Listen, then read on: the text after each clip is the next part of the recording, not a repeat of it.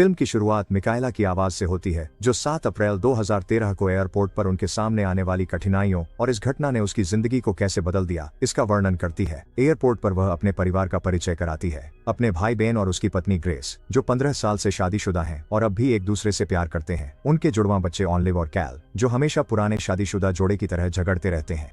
फिर उसके माता पिता अब भी स्वस्थ जीवन जी रहे हैं और उसके अनुसार उसकी जिंदगी बर्बाद करने की कोशिश कर रहे हैं। वे उसे बताते हैं कि उन्हें जश्न मनाने के लिए कुछ चाहिए और उसे बताते हैं कि जैरेड उससे कितना प्यार करता है। कैल, जो बेन का बेटा है, को ल्यूकेमिया है और वह कॉल्स का जवाब नहीं दे रहा है। उसके माता पिता इलाज खोजने के लिए बेताब हैं। जल्द ही रिसेप्शनिस्ट ने घोषणा की कि उनकी फ्लाइट ओवरसोल्ड हो गई है और जो भी अगली फ्लाइट का इंतजार करने को तैयार है, उसे $400 का ट्रैवल वाउचर दिया जाएगा। ग्रेस ये ऑफर स्वीकार कर लेती है और बेन भी अपनी पत्नी को मनाता है कि कैल के इलाज के लिए उन्हें पैसे की जरूरत है और इसी दौरान कैल अपने पिता के साथ रुकने की पेशकश करता है। इसके बाद ग्रेस और ऑलिव अपने माता पिता के साथ पहली फ्लाइट से घर चली जाती है, जबकि बेन, कैल और मिकाएला फ्लाइट 828 का इंतजार करते हैं।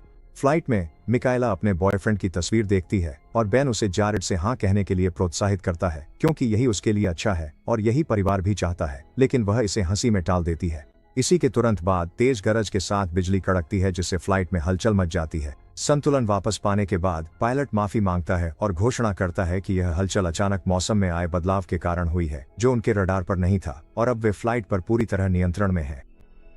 एयर होस्टेस यात्रियों को उनका सामान वापस सही जगह रखने में मदद करती है और एक आदमी पानी की मांग करता है। इसके बाद पायलट कंट्रोल रूम से संपर्क करने की कोशिश करता है और अपनी फ्लाइट मोंटेगो 828 की घोषणा करता है। कंट्रोल रूम का व्यक्ति उसका नाम और यात्रियों की संख्या पूछता है। रनवे पर उतरने की अनुमति न मिलने पर पायलट यात्रियों को सूचित करता है कि वे दूसरे रनवे का उपयोग करेंगे और यात्रियों से माफी मांगता है। उतरने के बाद वे बाहर अलग अलग पुलिस कारें देखते हैं और हैरान हो जाते हैं। इसके बाद अधिकारी वैंस उनसे मिलने आते हैं और उनकी फ्लाइट की घोषणा करते हैं, जो 7 अप्रैल 2013 को मोंटेगो बे से रवाना हुई थी और अब अप्रैल 2018 है। वे 5 साल 6 महीने से लापता थे और उन्हें मृत मान लिया गया था। लोग हैरान और स्तब्ध रह जाते हैं। उन्हें कैनोपी झोपड़ियों में ले जाया जाता है, जहां उन सभी को रहना है। कैल अपने पिता से पूछता है कि अगर वे 5 साल से लापता थे तो वह अब भी जिंदा कैसे है। वह उसे बताता है कि उसे ऐसा महसूस नहीं होता कि वे लापता थे। जल्द ही वे एक पूछताछ कक्ष तैयार करते हैं और पायलट से लेकर सभी यात्रियों से सवाल जवाब शुरू कर देते हैं। 36 घंटे बाद हर यात्री अपने परिवार से मिल जाता है। ग्रेस और ऑलिव दौड़कर बेन और कैल को गले लगाते हैं। बेन देखता है कि ऑलिव बड़ी हो गई है और कैल अपनी बहन को देखकर भागने की कोशिश करता है। माइकेला अपने पिता से जैरेड और अपनी मां के बारे में पूछती है, लेकिन उनके पिता उन्हें बताते हैं कि उनकी मां की बीमारी के कारण मृत्यु हो गई थी। वह रोने लगती है और उनके पिता बताते हैं कि जैरेड काम की वजह से नहीं आ सका। हर परिवार अपने घर लौटता है और पड़ोसी उन्हें देखने के लिए बाहर आ जाते हैं। घर पहुंचने पर वे उन यादों की तस्वीरें देखते हैं जो वे मिस कर चुके थे। इसके बाद ग्रेस माइकेला से कहती है कि वह उनके घर को अपना घर समझे। वह ग्रेस के फोन से जैरेड को कॉल करने की कोशिश भी करती है, लेकिन कॉल सीधे वॉइसमेल पर चली जाती है। अगले दिन वांस और उनकी टीम यह पता लगाने की कोशिश करते हैं कि उड़ान में क्या गलत हुआ था। इसके बाद माइकेला अपने ऑफिस वापस जाती है और उसे बताया जाता है कि वह अभी भी ड्यूटी पर है, इसलिए वह अभी भी काम कर सकती है। वह जैरेड को देखती है और उसे पता चलता है कि अब उसकी शादी उसकी सबसे अच्छी दोस्त लुआर्ड से हो गई है और उसे काम में प्रमोशन भी मिल गया है। यह सुनते ही वह तुरंत उसे छोड़ देती है और एक ट्रेन में चढ़ जाती है। ट्रेन में वह अपनी ही आवाज को खुद से बात करते हुए सुनने लगती है और जब वह उस आवाज के आदेशों का पालन करती है तो वह एक बच्चे को उसकी बस से टकराने से बचा लेती है। जैसे ही वह घर पहुंचती है, वह बेन को अपने अनुभव के बारे में बताती है और वह उसे यह बात अपने तक रखने के लिए कहता है, क्योंकि सरकार उसे बीमार समझेगी और उस पर प्रयोग करने की कोशिश करेगी, क्योंकि उसे यकीन है कि सरकार के पास उन्हें रिहा करने का कोई और मकसद है। फिर जब बेन और ग्रेस कैल को अस्पताल में चेकअप के लिए ले जाते हैं और पता चलता है कि इलाज के बाद उसके बचने की संभावना बहुत ज्यादा है, तो वे खुश हो जाते हैं। वहीं सानवी, जो उसी फ्लाइट की यात्री थी, को भी अस्पताल में अपने सहकर्मियों से एक सरप्राइज वेलकम मिलता है। उसे बताया जाता है कि उन्होंने उसकी रिसर्च 5 साल पहले ही प्राप्त कर ली थी और वह सफल रही, जिससे वे एक कैंसर मरीज का इलाज बहुत अधिक सफलता दर के साथ कर पाए। अगले दिन मिकाएला जॉगिंग के लिए जाती है और एक पिंजरे में बंद 2 दरवाजों के पास पहुंचती है, जहां उसे वही आवाज सुनाई देती है जो उससे कहती है कि उन्हें आजाद कर दो, लेकिन वह ऐसा नहीं करती और रात में फिर से वही आवाज सुनती है। कुत्ते के स्थान पर पहुंचने पर बेन भी वहां आ जाता है और मिकाएला को पता चलता है कि बेन भी उसी तरह की आवाजें सुनता है जैसी वह सुनती है। वे दोनों कुत्तों को आजाद कर देते हैं। अगले दिन जैरेड बेन और मिकाएला का कुत्ते को आजाद करने की कोशिश करते हुए वीडियो फुटेज देखता है और वह यह जानने की कोशिश करता है कि मिकाएला के साथ क्या गलत हो रहा है। दिन के दौरान बेन ऑलिव के स्कूल जाता है ताकि उसकी फुटबॉल प्रैक्टिस के दौरान उसका समर्थन कर सके। दूसरी ओर डॉक्टरों की मीटिंग में कैल का मामला ट्रायल के लिए पात्रता के रूप में प्रस्तुत किया जाता है और सानवी उसके लिए लड़ती है और उसे इलाज का मौका मिल जाता है। उसी दिन बाद में जैरेड और मिशेल कुत्ते को उसके मालिक के पास वापस ले जाते हैं और मिशेल को फिर से वही आवाज सुनाई देती है जो उसे उन्हें आजाद करने के लिए कहती है। इस प्रक्रिया में वे उस जगह पर लापता अपहृत लड़कियों को ढूंढ लेते हैं और वे उन्हें बचाने के साथ साथ अपराधी को पकड़ने में भी सफल हो जाते हैं। इसके बाद उसके सहकर्मी उसे सराहना देते हैं। इसी दौरान बेन और ग्रेस कैल के साथ अस्पताल में रहते हैं जब उसका इलाज शुरू होता है और ग्रेस बेन के साथ अपने जज्बात साझा करती है कि पिछले 5 साल उसके लिए कैसे रहे। घर पर ओलिवर ग्रेस से पूछता है कि जब बेन घर पर है तो वह डैनी के बारे में अपने पारिवारिक समय के दौरान क्या करेगी। उसी रात बाद में मोंटेगो फ्लाइट 828 के कुछ यात्री अजीब संगीत सुनते हैं और वे सभी खुद को विमान के सामने इकट्ठा हुआ पाते हैं जो थोड़ी ही देर में आग पकड़ लेता है। घटना के तुरंत बाद वहां मौजूद लोगों को पूछताछ के लिए ले जाया जाता है। वहीं पर सानवी खुद को बेन से कैल के इलाज के पीछे दिमाग के रूप में परिचित कराती है और वे पता लगाते हैं कि वह भी उसी विमान में थी। फिर पायलट उनसे पूछता है कि क्या वे भी आवाजें सुन सकते हैं, लेकिन उन्होंने उसे कोई जवाब नहीं दिया। ये देखकर कि उन्हें छोड़ा नहीं जा रहा है, मिकाएला उनसे कहती है कि उन्हें छोड़ दें क्योंकि वे गिरफ्तार नहीं हैं, जिसके बाद उन्हें जाने दिया जाता है। जब वे घर पहुंचते हैं तो ग्रेस बेन से उसके ठिकाने के बारे में पूछती है और वह बताता है कि वे बस अपना सामान लेने गए थे। कैल को घर में ढलने की कोशिश करते समय कठिनाइयों का सामना करना पड़ता है। इसके बाद ऑलिव अपनी मां का सामना करती है और बेन को डैनी के बारे में बताने के लिए कहती है, जिस पर वह वादा करती है कि वह उसे बताएगी। इसके बाद मिकाएला ऑफिस जाती है और अपनी सबसे अच्छी दोस्त लुआर्ड को वहां इंतजार करते हुए पाती है, लेकिन वह उसे बताती है कि वे बाद में बात करेंगे क्योंकि उसे अपने बॉस से मिलना है। बॉस के ऑफिस में वह मिकाएला से कहता है कि उसे दोबारा काम शुरू करने से पहले कुछ मूल्यांकन से गुजरना होगा और वह जवाब देती है कि वह इसके लिए तैयार है। बाद में अस्पताल में कैल ग्रेस से एक और राइटिंग पैड मांगता है और वह वादा करती है कि वह उसे ला देगी। कुछ ही देर बाद सानवी उसे उसके दूसरे राउंड के इलाज के लिए लेने आती है और बेन उसका परिचय ग्रेस से कराता है। वह ग्रेस से कहती है कि यह एक चमत्कार है कि वे सभी बच गए। इसके बाद बेन देखता है कि ग्रेस उसकी कॉल्स को नजरअंदाज कर रही है और वह उसे बताती है कि यह कोई ऐसी बात नहीं है जिसको लेकर उसे चिंता करनी चाहिए। वह खुद को बाहर जाने और उसे अलविदा कहने के लिए बहाना बनाता है। रास्ते में वह एक धुन बजती हुई सुनता है और अपने पास बैठी महिला से पूछता है कि क्या वह भी इसे सुन सकती है। वह उस धुन का पीछा करता है और देखता है कि रैड, जो यात्रियों में से एक है, वही धुन बजा रहा है जिसे वह सुन रहा था। रैड उसे बताता है कि वह लगातार दृश्य देख रहा है और बेन से मदद मांगता है ताकि वह अपने बेटे एडियो से मिल सके, जो 13 साल का था जब वह उसे छोड़ गया था और अब 18 साल का है, जेल में बंद है। इसी बीच मिकाएला मूल्यांकन के हिस्से के रूप में थेरेपिस्ट के पास जाती है और उससे अनुरोध करती है कि उसे जाने दे, लेकिन महिला उसे बताती है कि उसे अभी भी उससे मिलना जरूरी है। इसके बाद बेन मिकाएला को कॉल करता है और उससे मदद मांगता है ताकि वे रैड के बेटे की जेल तक पहुंच सकें। जब वे जेल पहुंचते हैं तो रैड को अपने बेटे एडियो से मिलने की अनुमति मिल जाती है और एडियो उसे घटना के बारे में बताता है और कहता है कि वह निर्दोष है, जिस पर रैड उसके लिए लड़ने का वादा करता है। इसके तुरंत बाद वे दोनों दुकान मालिक की दुकान पर जाते हैं और वह उन्हें बताता है कि एडियो ने उसकी पूरी दुकान साफ कर दी है और वह उनकी कोई सफाई सुनने को तैयार नहीं है।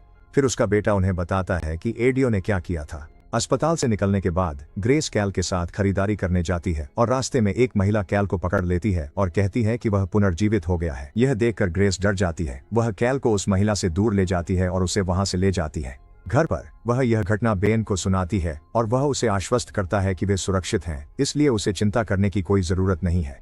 उसी दिन बाद में जैरेड मिकाएला से विनती करता है कि वह लोर्डेस को उससे बात करने का एक मौका दे, क्योंकि दोनों ने उसकी जगह नहीं ली है और वह अपना गुस्सा उस पर निकाल सकती है, लेकिन वह उसे बताती है कि उसे अभी और समय चाहिए क्योंकि वह दोनों को एक साथ देखकर अभी सामना नहीं कर सकती। एनएसए और सरकारी अधिकारी भी एक बैठक करते हैं ताकि यह चर्चा की जा सके कि उड़ान के दौरान लोगों के साथ क्या गलत हो सकता था और उन्हें उनसे कैसे निपटना चाहिए। वेंस उन्हें बताता है कि वे केवल वही जवाब उन लोगों से पा सकते हैं जो विमान के फटने के समय मौजूद थे, क्योंकि उनके भी अधिकार हैं और उनके साथ मनमानी नहीं की जा सकती। अपने घर पर मिकाएला रैड के बेटे की खैरियत पूछती है और बेन उसे उसकी स्थिति के बारे में जानकारी देता है। बेन उससे कहता है कि वह ऑडियो के मामले में मदद करे और बताता है कि उन्हें यह पता लगाना होगा कि उड़ान में उनके साथ क्या हुआ था, क्योंकि अगर वे ऐसा नहीं करते तो शायद वे सामान्य जीवन नहीं जी पाएंगे। इसके बाद ग्रेस कैल को उसके खिलौनों के साथ मदद करती है, लेकिन वह उसे बताता है कि ये उसके पुराने खिलौनों जैसे नहीं है और ग्रेस उसे कहती है कि वे और खिलौने ले आएंगे। बाद में अपने कमरे में बेन याद करता है कि उसने जीवन में कितना कुछ खो दिया है और पहले चीजें कैसी थीं, और ग्रेस उसे बताती है कि वह आभारी है कि वे फिर से एक परिवार हैं। अगले दिन मिकाएला को पता चलता है कि ग्रेस किसी और आदमी को देख रही है और ग्रेस उसे समझाती है कि इसमें किसी की गलती नहीं है, लेकिन मिकाएला उसे कहती है कि वह अपनी उलझन सुलझा ले इससे पहले कि बेन को पता चले, और ग्रेस वादा करती है कि वह ऐसा करेगी भले ही यह उसके लिए एक मुश्किल फैसला है। कैल के साथ अस्पताल की अपनी यात्रा के दौरान बेन टेलीविजन पर फ्लाइट के एक सदस्य केली को इंटरव्यू देते हुए देखता है। इसके तुरंत बाद सानवी आती है और वह सानवी से पूछता है कि क्या वह भी संगीत सुनती है, और वह कहती है कि वह बहुत सी चीजों पर सवाल उठा रही है। दोनों कैल की ड्राइंग देखते हैं जिसमें एक और व्यक्ति शामिल है, तो बेन उससे पूछता है कि वह व्यक्ति कौन है, लेकिन वह कहता है कि उसे नहीं पता। बाद में वह मिकाएला से बात करता है और उसे बताता है कि वह अपने परिवार से खुद को अलग थलग महसूस करता है और उसे समझ नहीं आ रहा कि क्या करे। इसके बाद रैड और बेन अडियो से मिलने जाते हैं और वह जोर देकर कहता है कि वह निर्दोष है। अपने ऑफिस में मिकाएला लुअर्डेस की पोस्ट देखती है और रो पड़ती है। इसके बाद वह थेरेपिस्ट के पास जाती है और उसे अपनी भावनाओं और अकेलेपन के बारे में बताती है। थेरेपिस्ट फिर उसकी मूल्यांकन को मंजूरी देती है, लेकिन कहती है कि उसे अभी भी उससे मिलते रहना होगा। जब तक बेन और कैल घर लौटते हैं, ग्रेस उसे दिखाती है कि उसने उसके लिए और खिलौने खरीदे हैं, लेकिन वह कहता है कि उसे अपनी पुरानी चीजें वापस चाहिए। इसके तुरंत बाद ऑलिव बेन को एक वेयर हाउस में ले जाती है और उसे बताती है कि उसने उसकी चीजें फेंकी नहीं है। बेन उससे पूछता है कि उसने अब तक यह सब क्यों नहीं बताया, और वह कहती है कि ग्रेस को इसके बारे में पता नहीं है। तुरंत ही वह जगह के मालिक के बारे में पूछता है और ऑलिव बताती है कि वह ग्रेस का दोस्त है। वह उसे गले लगाता है और कहता है कि उसने अच्छा किया। इसके बाद वह अपने सिर में अजीब संगीत सुनता है और ऑलिव से कहता है कि वह उसका इंतजार करे। वह उस आवाज का पीछा करता है और स्टोर मालिक के बेटे को सारी चोरी की चीजों के साथ पकड़ लेता है, और झूठ बोलने पर बेन उसे घूंसा मारता है। जल्द ही बेन उसे गिरफ्तार करवा देता है और मिकाएला पूछती है कि क्या वह अब भी चमत्कारों पर विश्वास नहीं करता, लेकिन बेन कहता है कि जो कुछ भी हो रहा है उसमें कुछ बातें शामिल हैं जिन्हें उन्हें पता लगाना होगा। ऑडियो रिहा हो जाता है और अपने पिता से मिल जाता है। इसके बाद मिकाएला भी लुअर्डेस के घर जाती है। वह उसे बताती है कि उसे उससे कोई शिकायत नहीं है और वह जैरेड के साथ खुशी से रह सकती है।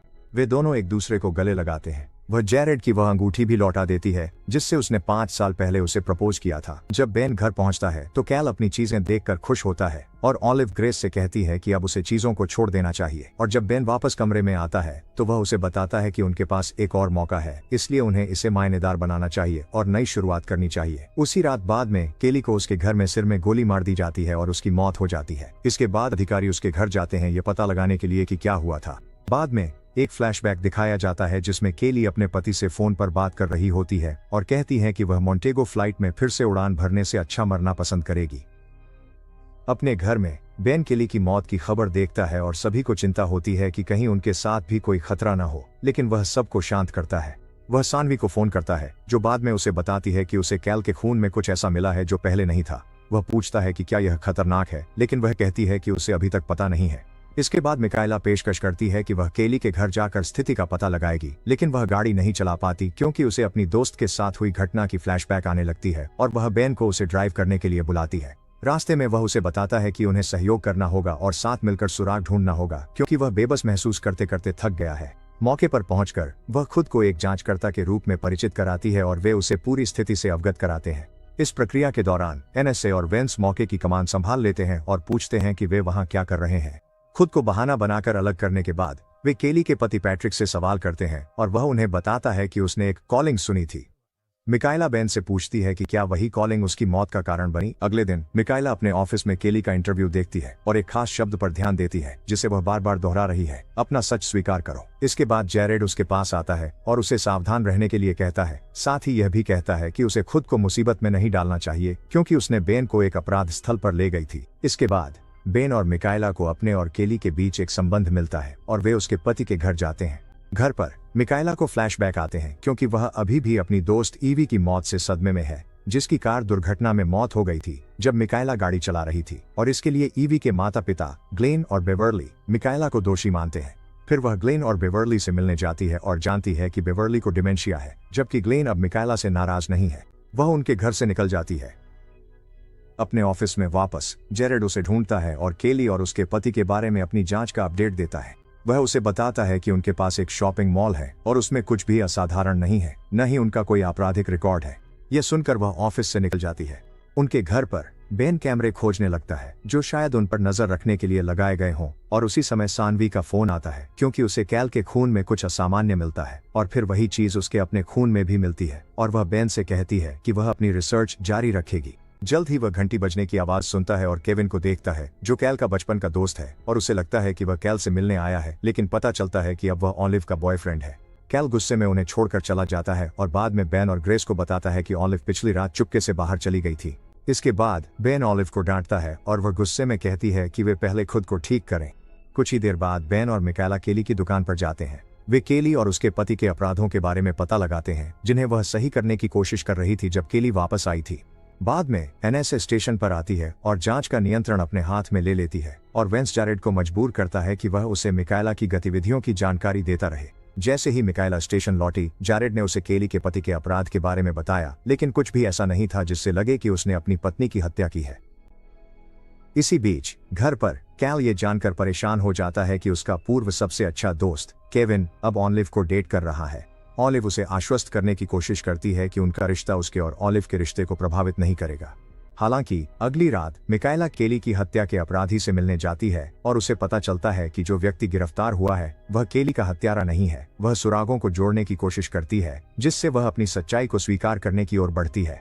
वह एवी के माता पिता से मिलने जाती है और पता चलता है कि बेवर्ली लापता हो गई है। इसके बाद ग्लेन उसे बेवर्ली को ढूंढने के लिए कार की चाबी देता है। बाद में मिकाएला अपनी गाड़ी चलाने के डर का सामना करती है ताकि वह भटकती हुई बेवर्ली को ढूंढ सके और उसे एक कार से टकराने से बचा लेती है।